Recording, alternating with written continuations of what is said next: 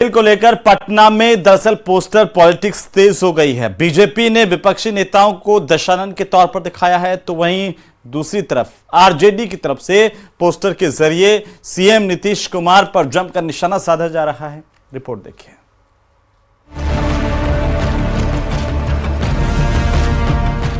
वक्फ संशोधन बिल संसद में पास हो गया, लेकिन बिहार में राजनीतिक तापमान घटने की बजाय बढ़ता ही जा रहा है। बयानबाजी से शुरू हुआ आरोप प्रत्यारोप का दौर पोस्टर वॉर में तब्दील हो गया है। पूरी तरीके से खाते हैं हिंदुस्तान का और गाते हैं कहीं न कहीं ये लोग। पटना की सड़कों पर बीजेवाईएम की ओर से कई जगहों पर पोस्टर लगाए गए और इन पोस्टर के जरिए विपक्ष के नेताओं पर निशाना साधा गया। पोस्टर में वक्फ संशोधन बिल का विरोध करने वाले नेताओं को दशानन के रूप में दिखाया गया है। और देखिए, इस पोस्टर में सारे जो ओपोजिशन के लीडर हैं उनकी तस्वीरें लगाई गई हैं, चाहे ममता बनर्जी हो, लालू यादव हो, तेजस्वी यादव हो, अखिलेश यादव हो, राहुल गांधी हो, अरविंद केजरीवाल हो, ओवैसी हो, तमाम जो नेता हैं उनके पोस्टर लगाए गए हैं। और हम सब बाबर के वंशज, पूर्वज हमारा औरंगजेब है। और ये ऊपर में सबसे ऊपरी लाइन जो है इस पोस्टर की वो दी हुई है। पोस्टर में जहां वक्फ बिल का विरोध करने वाले को दशानन बताया गया, तो पीएम मोदी को भगवान राम की तरह दिखाकर धन्यवाद किया गया। यहाँ पर प्रधानमंत्री नरेंद्र मोदी को तीर धनुष लेकर दिखाया गया है कि तीर धनुष से वो अटैक कर रहे हैं।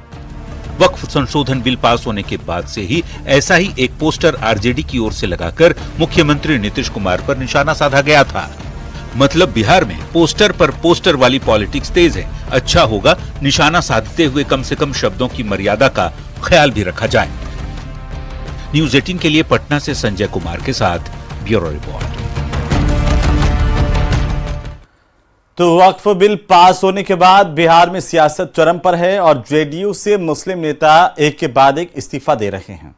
वक्फ संशोधन बिल के विरोध में जेडीयू छोड़ने वाले नेताओं के बहाने आरजेडी और कांग्रेस के नेता जेडीयू पर सीधे वार कर रहे हैं, जिस पर पलटवार करते हुए केंद्रीय मंत्री ललन सिंह ने कहा कि जिन लोगों ने पार्टी छोड़ी उन्हें पार्टी के अंदर भी कोई नहीं जानता। इससे उनकी हैसियत का अंदाजा लगाया जा सकता है। ये रिपोर्ट देखिए।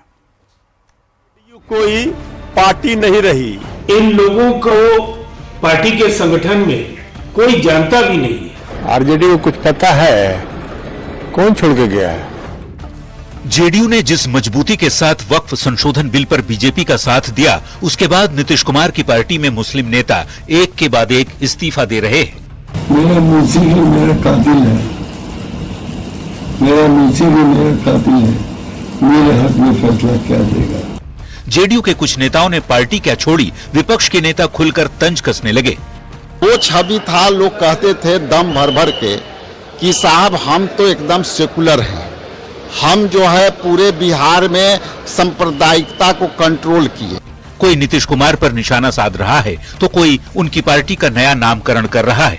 ये अब तो आदरणीय नीतीश कुमार जी का पार्टी जेडीयू का नाम बीजेपी यू कर देना चाहिए। अब जेडीयू कोई पार्टी नहीं रही। लेकिन सवाल है कि जिन नेताओं ने पार्टी छोड़ी है वो कौन है, उनके बारे में जेडीयू के नेता क्या सोचते हैं, तो जरा खुद सुन लीजिए।